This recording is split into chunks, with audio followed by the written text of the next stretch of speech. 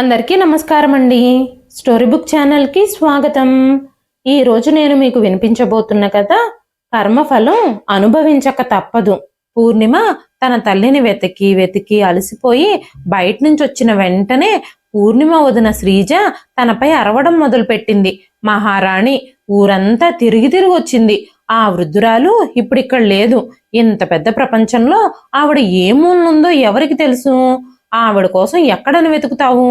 నీకెన్నిసార్లు వివరించి చెప్పాను, నువ్వు మీ అమ్మ కోసం వెతికినా అది నీ వృధా ప్రయాసే అవుతుంది. ఆవిడ నీకు దొరకడం అసంభవం అని.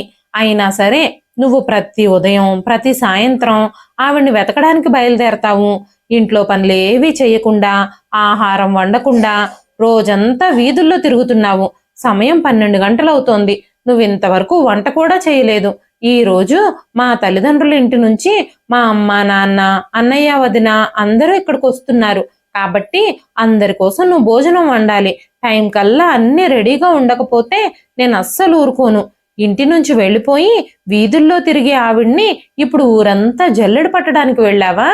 నువ్వు ఎంత వెతికినా ఆవిడ దొరకనే దొరకదు అనగానే పూర్ణిమ ఏడుస్తూ, వదినా, నేనిప్పుడు వంటగదిలో అందరి కోసం వంట చేస్తాను. నువ్వు చెప్పిన ప్రతి పని చేస్తాను. కానీ దయచేసి మా అమ్మ దొరకదు అని మాత్రం నువ్వు అనొద్దు. మా అమ్మ తన కూతుర్ని వదిలేసి ఎక్కడికి వెళ్ళదు అని ఏడుస్తూ వంటగదిలోకి వెళ్ళిపోయింది పూర్ణిమ. పూర్ణిమ ఏడుస్తూ, అమ్మా, నువ్వు కూడా నాతో పాటు ఉంటే బాగుండేది, లేదంటే నన్ను కూడా నీతో పాటే తీసుకెళ్ళిపోయి ఉంటే బాగుండేది అని ఏడుస్తూ ఉండగానే పూర్ణిమ వదిన శ్రీజ అక్కడికొచ్చి, మీ అమ్మతో పాటు నువ్వు కూడా వెళ్ళిపోయి ఉంటే ఈ ఇంటి పనులు వంట పనులు ఎవరు చేసేవారు? కనీసం నువ్వు ఇంట్లో ఉండడం వల్ల అందరి కోసం భోజనమైనా రెడీ చేస్తున్నావు అంటూ కోపంగా పూర్ణిమ జుట్టును పట్టుకొని వెనక్కి లాగుతూ కోపంగా చెప్పింది. అప్పుడు పూర్ణిమ ఏడుస్తూ, వదినా, నా జుట్టు వదిలేయండి, నాకు చాలా నొప్పిగా ఉంది అని ఏడుస్తూనే ఉంది. ఆ ఏడుపు శబ్దం, అరుపుల శబ్దం విన్న పూర్ణిమ అన్నయ్య సురేష్ తన గది నుంచి బయటకొచ్చాడు. తను బయటకొచ్చి, పూర్ణిమ, నువ్వెందుకు అరుస్తున్నావు? అనవసరంగా ఎందుకు గొడవ చేస్తున్నావు అనగానే పూర్ణిమ, అన్నయ్య, నా అరుపులు మాత్రమే నీకు వినిపిస్తున్నాయా? వదిన నా జుట్టు పట్టుకొని నన్ను బాధ పెడుతుంది, అది మీకు కనిపించడం లేదా అనగానే సురేష్, పూర్ణిమ, ఈరోజు నువ్వు మాతో పాటు మా ఇంట్లో ఉన్నావు. రేపో మాపో నీ అత్తారింటికి వెళ్ళిపోతావు. ఇక నీ పీడ కూడా మాకు వదిలిపోతుంది. ఎవరో ఒక అనామకుణ్ణి చూసి నీ కంటగడితే మా నెత్తి మీద ఉన్న ఈ భారం కొద్ది రోజుల్లోనే దిగిపోతుంది. ఈ దరిద్రం ఎంత తొందరగా వదులుతుందో, వీలైనంత త్వరగా వదిలించుకోవాలి అంటూ సురేష్ ఇంట్లో నుంచి బయటకు వెళ్ళిపోయాడు. అప్పుడు వెంటనే పూర్ణిమ, వదిన, ఈ రోజు మీ టైం నడుస్తుంది. నువ్వు నీ ఇష్టం వచ్చినట్టు నాతో నీచంగా ప్రవర్తిస్తున్నావు. కానీ చూడు, ఏదో ఒక రోజు నాకు కూడా టైం వస్తుంది. అది మీరు కూడా చూస్తారు. దేవుడు అనేవాడున్నాడు, మిమ్మల్ని ఊరికే వదిలిపెట్టడు.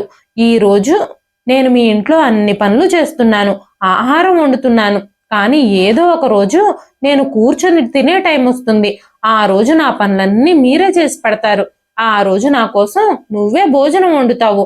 నేను దర్జాగా కాలు మీద కాలేసుకుని కూర్చుని నీతో అన్ని పనులు చేయించుకునే రోజు తప్పకుండా వస్తుంది అని చెప్పగానే శ్రీజ బిగ్గరగా నవ్వడం ప్రారంభించింది.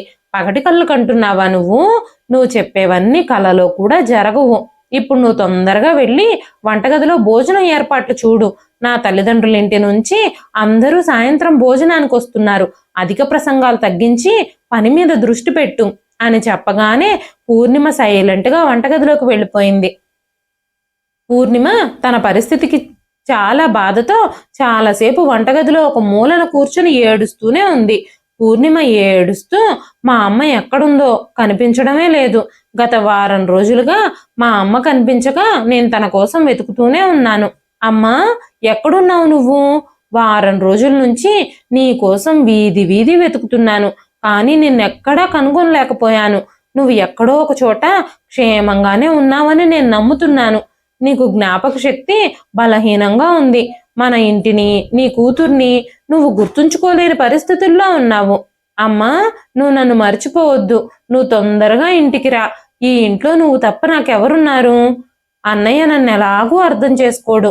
వదినని పెళ్లి చేసుకుని ఈ ఇంటికి తీసుకొచ్చిన దగ్గర నుంచి అన్నయ్య పూర్తిగా మారిపోయాడు. మనిద్దరి బాధలు చూడకుండా పూర్తిగా వదిన మాయలో పడిపోయాడు. తనకి నువ్వు తల్లివి, నేను చెల్లిని అనే విషయాలు కూడా మర్చిపోయాడు. ఇప్పుడు నువ్వు కూడా నాకు దూరం అయిపోయావు, నన్ను ఒంటరిదాన్ని చేసేశావు. నీకీ మతిమరుపు జబ్బు ఎందుకొచ్చిందో నాకు తెలీదు, అది నయమవుతుందో లేదో కూడా తెలీదు అంటూ పూర్ణిమ తన తల్లిని గుర్తు చేసుకుంటూ ఏడుస్తుంది. జానకమ్మ గారు వారం రోజుల క్రితం తప్పిపోయారు. ఆవిడెక్కడుందో ఎవ్వరికీ తెలీదు. అప్పటి నుంచి కూతురు పూర్ణిమ తన తల్లి కోసం రోజు వెతుకుతూనే ఉంది. పూర్ణిమ డిగ్రీ ఫైనల్ ఇయర్ చదువుతుంది. పూర్ణిమ తండ్రి విశ్వనాథం గారు ఏడాది క్రితమే చనిపోయారు. 6 నెలల క్రితమే పూర్ణిమ ఇంకా జానకమ్మ గారు అన్న వదినల ఇంటికి వచ్చారు. కొన్ని రోజులు అంతా బాగానే గడిచింది. తల్లి కూతురు ఇద్దరు కొడుకు కోడలింట్లో ప్రవేశించిన వెంటనే కోడలు వాళ్ళిద్దరి మీద ఆధిపత్యం చెలాయించడం మొదలుపెట్టింది. ఇల్లంతా తన స్వాధీనంలో పెట్టుకొని అత్తగారితో ఏ మాత్రమూ గౌరవం లేకుండా మాట్లాడేది శ్రీజ. ఆడపడుచు పూర్ణిమని కూడా పూర్తిగా అగౌరవపరిచేది. జానకమ్మ గారిని పూర్ణిమని పని మనుషుల కన్నా హీనంగా చూసేది. వాళ్ళిద్దరితోనే ఇంటి పనులన్నీ చేయించేది. జానకమ్మ గారికి కూడా వయసు పైబడి ఓపిక లేకపోవడంతో పూర్ణిమనే ఉదయం సాయంత్రం కాలేజీకి వెళ్లే ముందు, కాలేజీ నుంచి వచ్చిన తర్వాత ఇంటి పనులన్నింటిలో తల్లికి చాలా వరకు సహాయం చేసేది. కొన్ని రోజుల తరువాత జానకమ్మ గారి ఆరోగ్యం అస్సలు బాగోలేదు. ఆవిడకి విపరీతమైన జ్వరం వచ్చింది. అప్పుడు పూర్ణిమ తన అన్నయ్య సురేష్తో, అన్నయ్య, అమ్మ ఆరోగ్యం అస్సలు బాగోలేదు, తనకి బాగా జ్వరం వచ్చింది, రాత్రంతా నిద్ర లేదు, అమ్మ రాత్రంతా జ్వరంతో బాధపడుతూనే ఉంది, దగ్గరలో ఏదైనా హాస్పిటల్ ఉంటే అమ్మని తీసుకెళ్ళి కాస్త డాక్టర్కి చూపించు అని చెప్పగానే శ్రీజ మొండిగా ఆ వృద్ధురాలకు 70 ఏళ్ళు వచ్చేసాయి, ఆసుపత్రికి తీసుకెళ్లాల్సిన అవసరం ఏం లేదు, ఇప్పుడు ఆసుపత్రికి తీసుకెళ్లి ట్రీట్మెంట్ చేపిస్తే ఆవిడ ఆయుష్ ఏమైనా పెరిగిపోతుందా ఏమిటి, ఆవిడ ఎంతకాలం జీవిస్తుందో జీవించనివ్వండి, ఇప్పుడు ఆవిడకి చికిత్స కోసం ఒక్క పైసా కూడా ఖర్చు చేయలేం మేము, ఆవిడికి కాస్త జ్వరం వచ్చిందంటే 4 రోజుల్లో తగ్గిపోతుంది, దానికి హాస్పిటళ్ళు డాక్టర్లు అంటూ ఇంత హడావిడి చేయాలా ఏమిటి అనగానే పూర్ణిమ, వదిన, అమ్మకి 104 డిగ్రీల జ్వరం వచ్చింది, అయినా సరే తనంతట తానే బాగుపడుతుందని, ఆ జ్వరం దానంతట తానే తగ్గిపోతుందని నువ్వు ఎలా అనుకుంటున్నావు? మా అమ్మకి ఏదైనా జరిగితే నేను తట్టుకోలేను, మా అమ్మ తప్ప నాకు ఈ లోకంలో ఎవ్వరూ లేరు, తనకేమన్నా అయితే నేను ఎలా బ్రతుకుతాను అంటూ పూర్ణిమ తన వదినతో మాట్లాడుతూ ఉండగానే శ్రీజ గట్టిగా అరిచింది, నువ్వు ఆ ముసలావిడితో కలిసి చాలా కాలం నుంచే ఉంటున్నావు కదా, ఇంకా నీకు మీ అమ్మ విషయంలో సంతృప్తి కలగలేదా? నీ కోసం కూడా నేను ఒక కుంటివాడినో గుడ్డివాడినో లేదంటే ఏ అవిటబ్బాయినో చూసి త్వరలోనే నీకు కూడా పెళ్లి చేసేసి నిన్ను కూడా ఈ ఇంటి నుంచి బయటకు పంపించేస్తాను, నాకే ఎదురు సమాధానాలు చెప్పే నిన్ను ఇక మా ఇంట్లో ఎక్కువ రోజులు ఉండనివ్వను అనగానే జానకమ్మ గారు, అమ్మ శ్రీజ, నా కూతురికి ఏ కుంటివాడినో గుడ్డివాడినో ఇచ్చి ఎలా పెళ్లి చేస్తావు నువ్వు? నేను పూర్ణిమ పెళ్లి కోసం 10 లక్షలు బ్యాంకులో డిపాజిట్ చేశాను, ఆ డబ్బుతోనే నా కూతురికి పెళ్లి చేస్తాను, నా కూతుర్ని మంచి అబ్బాయికి ఇచ్చి పెళ్లి చేస్తాను తప్ప ఇలా ఏ అనామకుడికో ఇచ్చి కాదు అనగానే శ్రీజ తన భర్త వైపు చూస్తూ, ఈ ముసలావిడికి ఆరోగ్యం బాగోలేదు, అందుకే పిచ్చి పిచ్చిగా మాటలన్నీ మాట్లాడుతుంది, ఆవిడ నాతోనే గొడవకు దిగుతుంది, మీ అమ్మ జ్ఞాపక శక్తి సరిగ్గా ఉండడం లేదు కదా, ఆవిడకి ఏమీ గుర్తులేదని మనం అనుకుంటున్నాం, కానీ ఆమెకి తన 10 లక్షల డబ్బుల గురించి మాత్రం బాగానే గుర్తుంది, ఆవిడకి ఎలాంటి ట్రీట్మెంట్ ఇప్పించిన అవసరం ఏం లేదు, నువ్వేం చేయాలనుకుంటున్నావు? రా రా సురేష్, మనం ఇక్కడి నుంచి వెళ్ళిపోదాం, ఈ తల్లి కూతురులతో మాట్లాడి మన సమయాన్ని ఎందుకు వృధా చేసుకోవడం అంది శ్రీజ. రాత్రి శ్రీజ తన భర్త సురేష్తో గదిలో మాట్లాడుతూ, చూడండి, పూర్ణిమ పెళ్లి పేరుతో మీ నాన్న 10 లక్షలు డిపాజిట్ చేశారట, వాళ్ళకు ఒక్క పైసా కూడా దక్కనివ్వకూడదు అనగానే సురేష్, మా నాన్నగారి డబ్బు ఆస్తులపై నాకే హక్కు ఉంటుంది కదా, ఇప్పుడు మనం వాళ్ళకి డబ్బులు ఇవ్వాలా వద్దా అనేది మన ఇష్టం, వాళ్ళిద్దరూ ఇప్పుడు మనతో పాటే ఉన్నారు, ఆ డబ్బు వాళ్ళకి ఎలా ఇస్తాను నేనే ఆ డబ్బుని ఎలాగైనా వాళ్ళ దగ్గర నుంచి లాక్కుంటాను, ఈ ముసలావిడిని ఇంటి నుంచి దూరంగా పంపించేస్తేనే మన ప్లాన్స్ అన్నీ వర్కౌట్ అవుతాయి అంది శ్రీజ. వెంటనే శ్రీజ సురేష్తో, మీ అమ్మ జ్ఞాపక శక్తి ఇంకా బాగానే ఉంది, ఆవిడకి డబ్బు విషయాలన్నీ గుర్తున్నాయి, రేపు లేదా ఎల్లుండో ఆవిడ్ని హాస్పిటల్కి తీసుకెళ్తున్నానని చెప్పి ఎక్కడో అక్కడికి తీసుకెళ్ళిపోయి ఎక్కడైనా వదిలేసి రండి. ఆవిడ తిరిగి వచ్చే లోపల వెనక ముందు ఎవ్వరూ లేని ఒక అబ్బాయిని చూసి మీ చెల్లెలి పెళ్లి కూడా చేసేద్దాం, తనని కూడా వదిలించేసుకుందాం. లేకపోతే ఈ ముసలావిడ మీ చెల్లెలి పెళ్లి కోసమే ఆ డబ్బులన్నీ ఖర్చు పెట్టేస్తుంది అని చెప్పగానే సురేష్, నీ ఆలోచన బాగుంది శ్రీజ. ఇలాంటి భార్యని కలిగి ఉన్నందుకు నేను ఎంత అదృష్టవంతుణ్ణో, నీకెన్ని తెలివితేటలున్నాయో అంటూ నవ్వడం మొదలుపెట్టాడు సురేష్. వెంటనే శ్రీజ, నువ్వు నీ ఆనందాన్ని తర్వాత చూపిద్దువులే గాని ముందు ఏం చేయాలో ఆలోచించు అనగానే సురేష్, నేను రేపే మన దగ్గరలో ఉన్న నగరంలో ఒక వృద్ధాశ్రమం ఉంది, అక్కడ మాట్లాడి మా అమ్మని అక్కడికి తీసుకెళ్తాను అని చెప్పాడు సురేష్. తర్వాత రోజు ఉదయమే సురేష్ తన తల్లి జానకమ్మ గారితో, అమ్మా నువ్వు రెడీగా ఉండు, నేను నిన్ను డాక్టర్ దగ్గరికి తీసుకెళ్తాను, నేను నీకు ట్రీట్మెంట్ ఇప్పించడానికి తీసుకెళ్తున్నాను అని చెప్పాడు.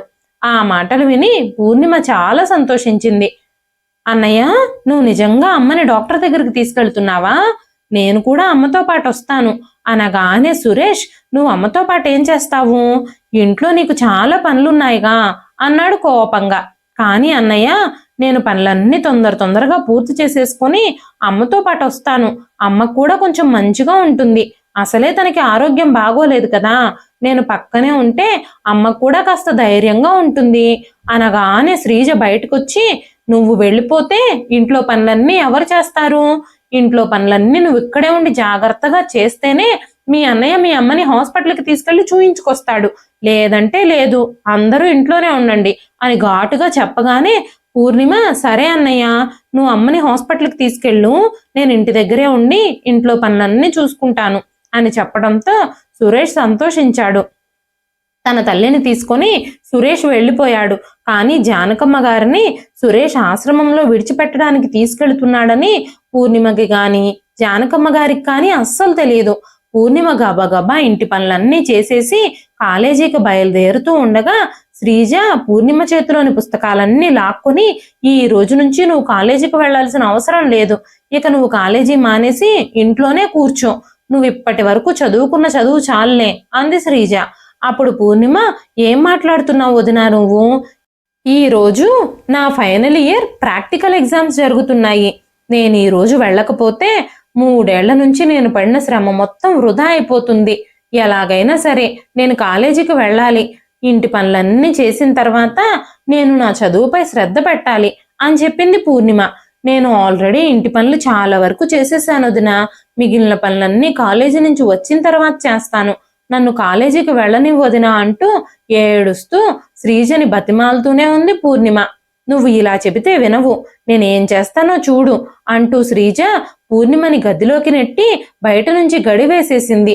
ప్లీజ్ వదినా, నన్ను కాలేజీకి వెళ్ళనివ్వండి, నా 3 ఏళ్ల కష్టం వృధా అయిపోతుంది, నా కలలన్నీ నాశనమైపోతాయి అంటూ ఏడుస్తూ ఉంది పూర్ణిమ. కానీ శ్రీజ అస్సలు ఒప్పుకోలేదు. ఎందుకంటే పూర్ణిమ చదువుకోవడం శ్రీజకి అస్సలు ఇష్టం లేదు. అందుకే కాలేజీకి వెళ్లకుండా ఆపేసింది. మధ్యాహ్నం 2 గంటల ప్రాంతంలో శ్రీజ తలుపు తెరవగానే పూర్ణిమ చాలా ఏడుస్తూనే గదిలో ఉంది.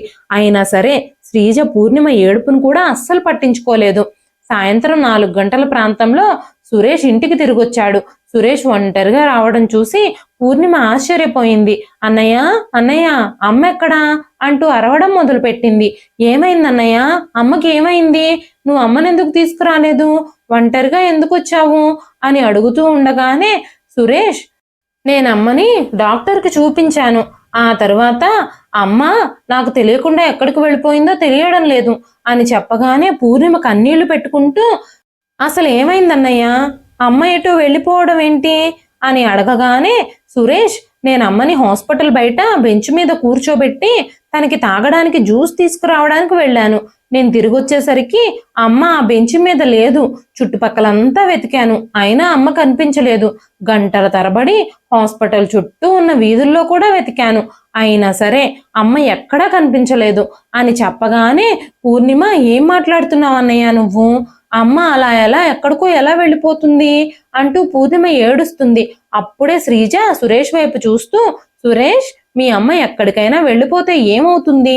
ఆవిడ జ్ఞాపక శక్తి కూడా బాగోలేదు, తను ఇంకా ఇంటికి ఎలా తిరిగి వస్తుంది అనగానే పూర్ణిమ, అన్నయ్య ఇది ఎలా జరుగుతుంది? మీరు చెప్పినట్టు అమ్మ జ్ఞాపక శక్తి బలహీనంగా ఉంది అంటే నేను నమ్మను. అమ్మ ఎక్కడైనా తప్పిపోవడమో తనంతట తానుగా ఎక్కడికైనా వెళ్ళిపోవడమో కుదరదు. అమ్మ నన్ను వదిలిపెట్టి ఎక్కడికి వెళ్ళదు అని మాట్లాడుతూ ఉండగానే శ్రీజ పూర్ణిమ మీద గట్టిగా అరిచి, ఏం మాట్లాడుతున్నావు నువ్వు? మీ అమ్మ ఎక్కడికి వెళ్ళదు అంటే నువ్వేమనుకుంటున్నావు? మీ అన్నయ్యే మీ తల్లిని ఎక్కడికో తీసుకెళ్లి విడిచిపెట్టేశాడు అని అనుకుంటున్నావా? మీ అన్నయ్య కూడా మీ అమ్మ కోసం ఎంత బాధపడుతున్నాడో నువ్వు చూడడం లేదా? మీ అమ్మ కోసం నువ్వు ఎంత ఏడుస్తున్నావో సురేష్ కూడా అంతకంటే ఎక్కువగానే బాధపడుతున్నాడు అంది శ్రీజ. పూర్ణిమ ఇంకేమీ మాట్లాడలేదు. గబగబా తన చున్నీ తీసుకుని తన తల్లిని వెతకడానికి రోడ్ల మీదకి బయలుదేరింది. ఆసుపత్రి చుట్టుపక్కలంతా తిరిగింది. తల్లిని చూడడం కోసం వీధులంతా వెతకడం ప్రారంభించింది. కానీ పాపం పూర్ణిమకి మాత్రం ఏం తెలుసు, తన అన్నయ్య తన తల్లిని వేరే నగరంలో ఉన్న వృద్ధాశ్రమంలో ఉంచాడని, తన తల్లి ఆ హాస్పిటల్ చుట్టుపక్కల ఎక్కడా లేదని తనకి మాత్రం ఏం తెలుసు. కానీ పూర్ణిమ మాత్రం తన తల్లిని ఎలాగైనా కనిపెట్టాలి అనే ఆశని మాత్రం వదులుకోలేదు. వారం రోజులైపోయింది. ఇప్పటికీ తను ఏ వీధిని వదిలిపెట్టకుండా ప్రతిరోజు తల్లి కోసం వెతుకుతూనే ఉంది. దూరం నుంచి ఎవరైనా వృద్ధురాలు కనిపిస్తే పూర్ణిమ వాళ్ళ దగ్గరికి పరిగెత్తుకుంటూ వెళుతుంది. తీరా దగ్గరకు వెళ్ళాక తన తల్లి కాదని తెలిసి నిరాశ చెందుతుంది. దాదాపు వారం రోజులు గడిచినా కూడా పూర్ణిమ తన తల్లిని కనిపెట్టలేకపోయింది. జానకమ్మ గారి గురించి ఎలాంటి ఆచూకీ దొరకలేదు. పూర్ణిమ తన తల్లిని గుర్తు చేసుకుంటూ తలచుకుంటూ ఒంటరిగా వంటగదిలో ఒక మూలను కూర్చుని ఏడుస్తూనే ఉంది. అప్పుడే తన వదిన శ్రీజ అక్కడికొచ్చి పూర్ణిమలా కూర్చోవడం చూసి, అమ్మ మహారాణి, ఇప్పటి వరకు విశ్రాంతి తీసుకుంటూనే ఉన్నావా ఏమిటి నువ్వు? నా తల్లిదండ్రుల ఇంటి నుంచి జనాలందరూ వచ్చే సమయం అయిపోతుంది. నువ్వు ఇంకా ఇక్కడే తీరిగ్గా కూర్చున్నావు. తొందరగా లేచి పనులన్నీ పూర్తి చెయ్యి, లేదంటే నాకంటే హీనంగా ఎవ్వరూ ఉండరు అంటూ శ్రీజ కిచెన్ నుంచి హడావిడిగా బయటకు నడిచింది. తన అన్నయ్య వదినల ప్రవర్తనలతో పూర్ణిమ చాలా బాధపడుతుంది. తనకి తన తల్లి ఆచూకీ దొరకకపోవడంతో చాలా ఆందోళన చెందుతుంది. తన అన్న వదినలిద్దరూ పూర్ణిమకి చదువుపై చాలా ఆసక్తి ఉన్నప్పటికీ తన చదువును కూడా మాన్పించేశారు. చదువుకుని గొప్ప వ్యక్తి కావాలని, మంచి ఉద్యోగం సంపాదించాలని, తన తల్లిని జాగ్రత్తగా చూసుకోవాలని పూర్ణిమ ఎప్పుడూ కలలు కంటూ ఉండేది. కానీ పూర్ణిమ చేతిలో ఇప్పుడు ఏమీ లేదు. తన విధిని అంగీకరించాల్సి వచ్చింది.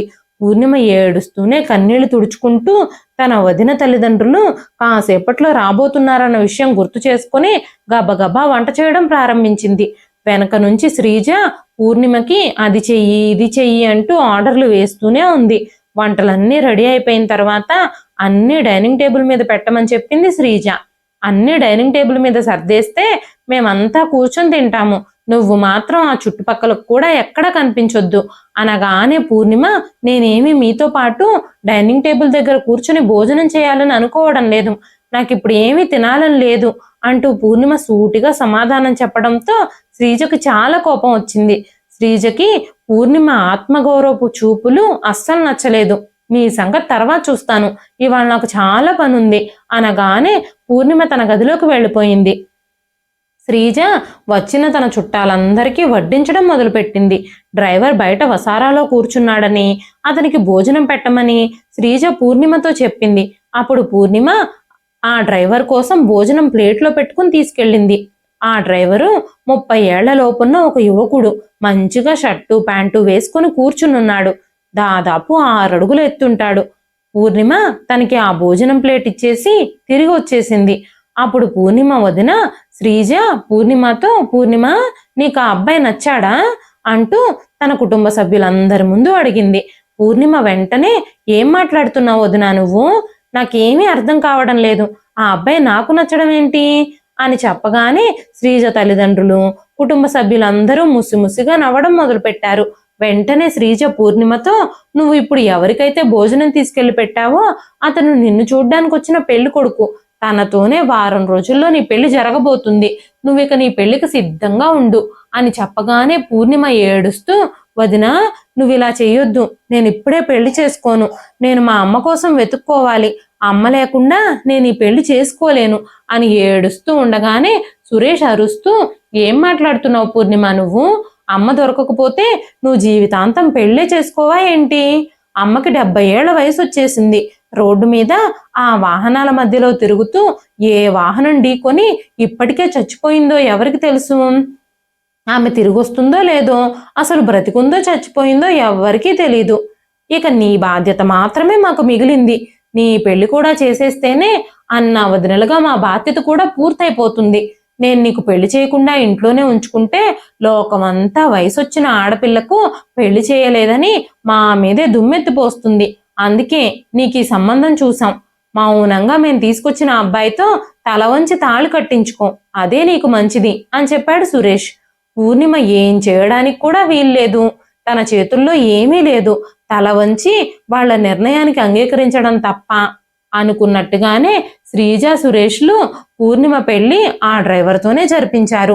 ఆ ఇంటి నుంచి బయటకు నడిచే సమయంలో పూర్ణిమ చాలా ఏడ్చింది. తన తల్లిని తను చాలా మిస్ అవుతుంది. ఈ రోజు తను పెళ్లి చేసుకుని ఆ ఇంటి నుంచి బయటకు వెళుతుంది. తన తల్లి ఇప్పుడు తనతో లేదు. తన తండ్రి కూడా లేడు. ఈ లోకంలో పూర్ణిమకి తనకంటూ ఎవ్వరూ మిగల్లేదు అని అనిపించి దుఃఖం పొంగుకొచ్చింది. అప్పటికే అన్నయ్య వదనలిద్దరూ తన్ని వదిలించుకోవాలని ఒక అనామకుడికిచ్చి పెళ్లి చేసేశారు. ఇప్పుడు తన బాధ, తన కష్టం, తన సుఖం ఇక ఎవరితో పంచుకోగలదు తను? పూర్ణిమ ఆ ఇంటి నుంచి బయలుదేరే సమయంలో శ్రీజ పూర్ణిమతో, ఇంతటితో ఈ ఇంటితో నీకున్న సంబంధం పూర్తిగా తెగిపోయింది. నీ జీవితం అంతా ఇక నీ అత్తారింట్లోనే గడపాలి. ఎప్పుడైనా ఏ అవసరం వచ్చినా మా ఇంటికి మాత్రం రావద్దు. మా ఇంటికి రావాలని కూడా ఆలోచించొద్దు అనగానే పూర్ణిమ కోపంగా, నేను ఇంకెప్పుడు మీ ఇంటికి రావాలని కూడా అనుకోవడం లేదు వదిన. అయినా నాకు ఇక్కడ ఎవరున్నారని నేను రావాలి? కష్టమైనా సుఖమైనా నేను మీ ఇంటికి మాత్రం తిరిగి రాను. ఇప్పుడు మా అమ్మ కూడా ఈ ఇంట్లో లేదు. ఇక నాకు ఇక్కడ ఎవరున్నారు? మీరు నేను మళ్ళీ తిరిగి వస్తానేమోనని మాత్రం భయపడకండి అని చెప్పి అక్కడి నుంచి వెళ్ళిపోయింది పూర్ణిమ. పూర్ణిమ అత్తారింటికి వెళ్ళిన తర్వాత శ్రీజ ఒకరోజు తన భర్త సురేష్తో, సురేష్ అంతా బాగానే జరిగింది, అంతా మనం అనుకున్నట్టుగానే జరిగిపోయింది. చాలా తెలివిగా మనం తల్లి కూతుళ్ళిద్దరి పీడని వదిలించేసుకున్నాం. ఇప్పుడు ఆ ముసలావిడిని కూడా వదిలించేసుకున్నాం. మీ చెల్లెలకేమో ఒక అనామకుడినిచ్చి పెళ్లి చేసేసాము. ఇప్పుడిక ఆ 10 లక్షలు మందే అవుతుంది. ఇప్పుడు మనం ఆ 10 లక్షల డబ్బుతో ఒక కారు కొనుక్కుందాము అని చెప్పగానే సురేష్, శ్రీజ నువ్వు కరెక్ట్గా చెప్పావు. చాలా కాలంగా మనం ఎక్కడికి వెళ్ళలేదు. ఇప్పుడు ఆ డబ్బులతో మన కోరికలన్నీ తీర్చుకుందాం. 1-2 రోజుల్లోనే నేను అన్ని ఏర్పాట్లు చేసేస్తాను అని చెప్పాడు. కొన్ని రోజుల తర్వాత సురేష్ ఆ డబ్బులన్నీ డ్రా చేసి ఆ డబ్బులతో కారు కొని శ్రీజ దగ్గరికి వెళ్ళాడు. సురేష్, శ్రీజ కారులో లాంగ్ డ్రైవ్కు వెళుతూ ఉండగా మార్గమధ్యమంలో ఆ కారుని వేరే వాహనం ఢీ కొట్టడంతో ప్రమాదానికి గురైంది. సమీపంలోని వ్యక్తులు వాళ్ళని ఆసుపత్రికి తీసుకెళ్లారు. సురేష్ పరిస్థితి చాలా విషమంగా ఉంది. కానీ శ్రీజకి మాత్రం కాస్త చిన్న చిన్న గాయాలయ్యాయి. కానీ సురేష్ కాలు మాత్రం తీసేయాల్సి వచ్చింది. అతను పూర్తిగా నడవలేకపోయాడు. సురేష్ అలా అచేతనంగా మారిపోయాడు. శ్రీజ, సురేష్ ట్రీట్మెంట్ కోసం తమ ఆస్తులన్నింటినీ అమ్ముకోవాల్సి వచ్చింది. వాళ్ళ పరిస్థితి చాలా దిగజారిపోయింది. తిండికి కూడా డబ్బులు ఖర్చు పెట్టలేనంతగా పరిస్థితులు మిగిలాయి. సురేష్కి 1 ఏడాది పాటు చికిత్స చేయడంతో కాలు కాస్త కోలుకుంది. కానీ కాలు తీసేయడం వల్ల తన ఒంటి కాలు మీదే కర్ర ఆసరాతో నడవడం మొదలుపెట్టాడు.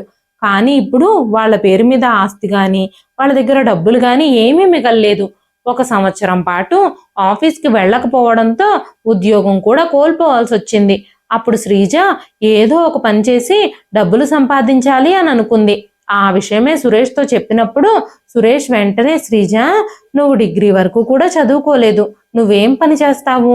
బయటకు వెళ్ళి ఏం ఉద్యోగం చేయగలవు నువ్వు అని అడగగానే శ్రీజ, మన బ్రతుకు తెరువు కోసం ఏదో ఒక పని చేయక తప్పదు, లేదంటే మనం తిండి కోసం కూడా ఇబ్బంది పడాల్సి వస్తుంది. నాకు ఉద్యోగం చేయడానికి సరిపడా చదువు లేకపోతే ఏమైంది? నేను నా శక్తికి తగ్గ పని ఏదో ఒకటి చేస్తాను. నేను పెళ్లిళ్లలో వంటలు చేయడానికి, కూరగాయలు కట్ చేయడానికి వెళతాను. ఏ పని దొరికితే ఆ పని చేస్తాను అని చెప్పింది. సురేష్ కూడా వేరే మార్గం లేకపోవడంతో శ్రీజ ఆ పనులు చేయడానికి ఒప్పుకున్నాడు. తమ కుటుంబం అలాంటి క్లిష్ట పరిస్థితుల్లో ఉండడంతో పెళ్లిళ్లలో, ఫంక్షన్లలో వంటలు చేయడం ప్రారంభించింది శ్రీజ. బంధువులెవ్వరూ కూడా తమకు సహాయం చేయడానికి ముందుకు రాలేదు. శ్రీజ వంట పనులు మొదలుపెట్టి 3 ఏళ్లు పైనే కావస్తుంది. ఒకరోజు శ్రీజ సురేష్తో, రేపు నేను దగ్గరలో ఉన్న నగరంలో ఒక ఇంట్లో వంటలు చేయడానికి వెళుతున్నాను. ఈ కాంట్రాక్టు చాలా పెద్దది. వాళ్ళ కొడుకు మొదటి పుట్టినరోజుకి వంటలు చేయడానికి ఆర్డర్ ఇచ్చారు. మేము అక్కడికే వెళుతున్నాము.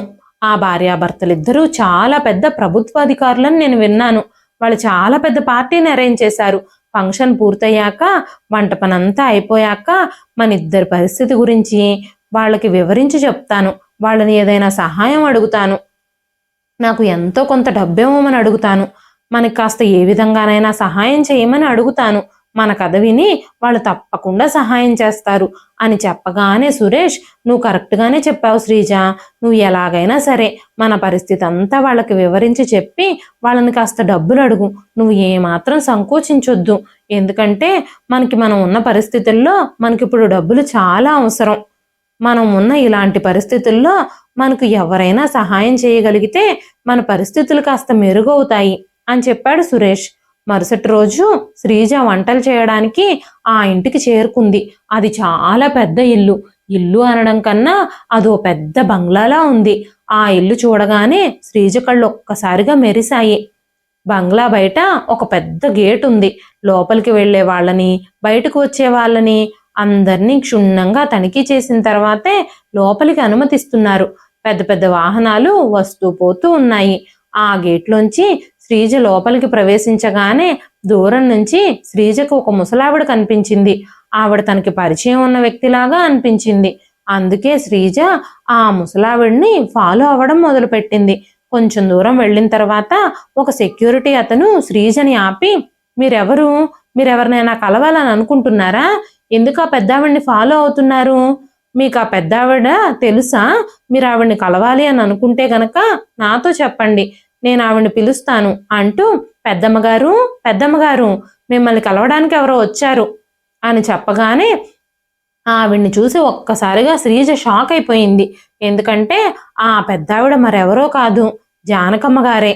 అంత పెద్ద బంగ్లాలో అత్తగారిని చూడగానే శ్రీజ కాళ్ళ కింద నేల జారిపోయింది.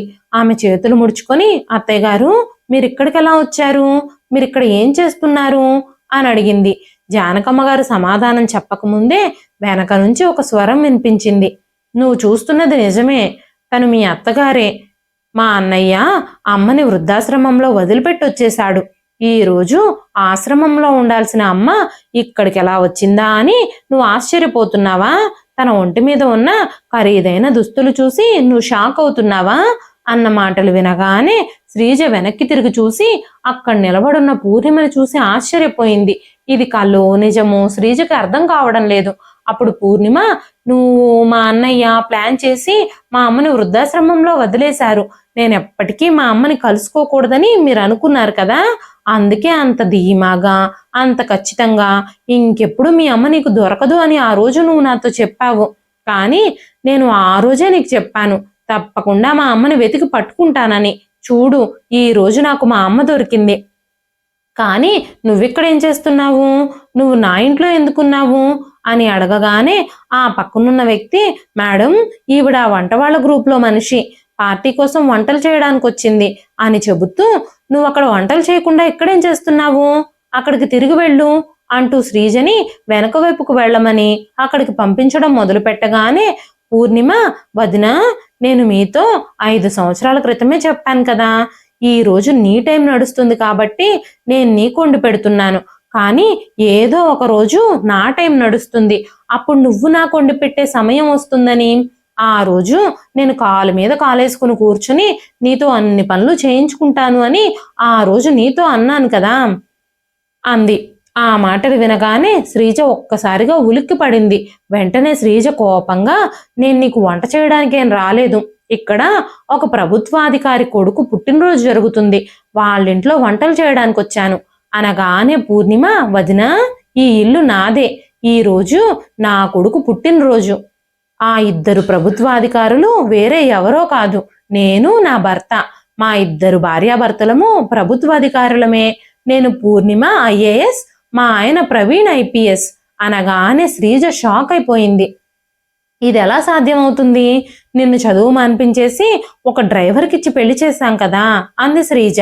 ఆ మాటలు వినగానే పూర్ణిమ, మీరు నా భవిష్యత్తుని అంధకారం చేయాలనుకున్నా కూడా నా భవిష్యత్తులో ఆ భగవంతుడు వెలుగే నింపాడు. ఆ భగవంతుడు నా తలరాతలో సంతోషాలనే రాశాడు. మీరు ఆ రోజు ఆ కారు డ్రైవర్తో నాకు పెళ్ళయింది అని అనుకున్నారు.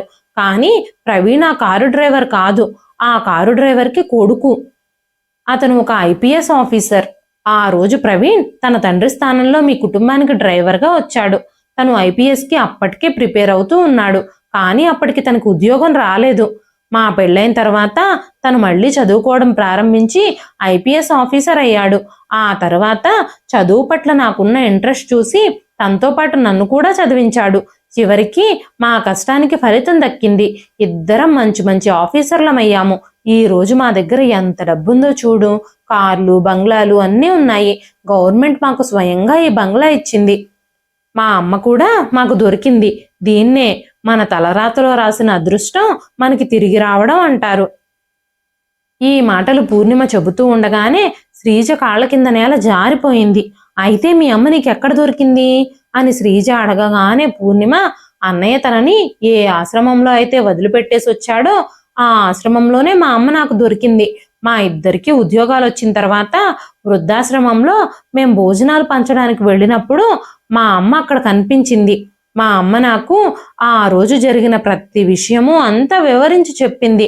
మీరు తనని ఆసుపత్రి పేరుతో తీసుకెళ్లి ఆశ్రమంలో వదిలేసిన సంగతి అంతా నాకు చెప్పింది. అన్నయ్య ఎంత మోసం చేశాడు, ఎంత బాగా నటించాడు, అమ్మని వదిలించేసుకొని వచ్చి అమ్మే తప్పిపోయేటో వెళ్ళిపోయింది అని ఎంత బాగా నన్ను నమ్మించాడు అంది పూర్ణిమ. ఆ మాటలు విన్న శ్రీజ జానకమ్మ గారి పాదాల మీద పడి, అత్తయ్య గారు, మమ్మల్ని క్షమించండి. ఇప్పుడు మీ ఆసరా మాకెంతగానో అవసరం. ఇంటికి వెళదాం పదండి. మీ అబ్బాయి సురేష్కి యాక్సిడెంట్ అయ్యింది. ఒక కాలు విరిగిపోయింది. నాకు మీ సహాయం కావాలి. ఆయన పూర్తిగా మంచానికే పరిమితమయ్యారు. కర్ర సహాయంతో మాత్రమే ఉన్న ఒక్క కాలుతో నడవగలుగుతున్నారు. ఆయన ఏ పని చేయలేకపోతున్నారు. ఉద్యోగం కూడా పోయింది. ఈ రోజు మా పరిస్థితులు ఎలా మారాయి అంటే వేరే వాళ్ళ ఇళ్లకు వెళ్ళి వంట పనులు చేసుకునే అంత అధ్వానంగా మారిపోయాయి. ఇల్లు గడవక, చేసేదేమీ లేక చివరికి నేను ఈ పనులన్నీ చేసుకోవాల్సి వచ్చింది అనగానే జానకమ్మ గారు, ఎవరి అదృష్టం ఎప్పుడు ఎలా మారుతుందో ఎవ్వరికీ తెలియదు. మీరు నాకు, నా కూతురికి చెడు చేయడంలో ఎలాంటి అవకాశాన్ని విడిచిపెట్టలేదు. కానీ ఈరోజు నా కూతురు, అల్లుడు కష్టపడి మంచి పొజిషన్లో ఉన్నారు. ఇప్పుడు మీరు వాళ్ళ నుంచి సహాయం పొందాలని ఆశిస్తున్నారు. కానీ మీరు చేసిన పాపాలకి, మీరిప్పుడు అనుభవిస్తున్న శిక్షకి మీరు అర్హులే. ఇప్పుడు మేం నీకు ఎలాంటి సహాయము చేయలేము. మీ అత్తగారిని, ఆడపడుచుని హింసించినందుకు నువ్వు నీ క్రియలకి ఫలితం అనుభవించాల్సి ఉంటుంది. మేము నీకు ఎలాంటి సహాయం చెయ్యలేము. నీలాంటి వాళ్ళకు సహాయం చేస్తే ఆ భగవంతుడు కూడా ఒప్పుకోడు అని జానకమ్మ గారు అన్నారు. మీరు చేసిన క్రియలకి, మీ కర్మలకి మీరు ఖచ్చితంగా ఫలితం అనుభవించాల్సిందే. దేవుడు మీ తలరాతలో రాసిన కర్మ ఫలాలన్నీ అనుభవించకుండా అడ్డుకోవడానికి మేమెవరం? నువ్వు నా విషయంలో, నా కూతురు విషయంలో చేసిన ఘోరాలకి మేం మిమ్మల్ని క్షమిస్తామని, తిరిగి సహాయం చేస్తామని నువ్వు అనుకుంటున్నావా? అలా ఎప్పటికీ జరగదు. మీ మొహాలు చూస్తేనే మాకు అసహ్యంగా ఉంది. ఇంకెప్పుడూ జీవితంలో మీ మొహాలు మాకు చూపించడం గాని, సహాయం కోసం మా దగ్గరకు రావడం గాని చెయ్యొద్దు అని జానకమ్మ గారు ఘాటుగా కోడలితో సమాధానం చెప్పారు. శ్రీజకి ఆ మాటలకి చాలా కోపంగా, అసహనంగా ఉంది. విధిపై, ఆ దేవుడిపై, పరిస్థితులపై తనకి చాలా కోపం వచ్చింది. కానీ తను ఏం చేయగలదు? నోరు మూసుకుని అక్కడి నుంచి వెళ్ళిపోవడం తప్ప. మనుషులు మనకు అన్యాయం చేయాలని చూసినా దేవుడు మనకి న్యాయమే చేస్తాడు. కర్మఫలం నుంచి ఎవ్వరూ తప్పించుకోలేరు. ఎవరెవరి కర్మల ఫలితం ఈ జన్మలోనే వాళ్ళు అనుభవించాల్సి ఉంటుంది అనుకున్నారు జానకమ్మ గారు. ఇదండి ఈ రోజు కథ.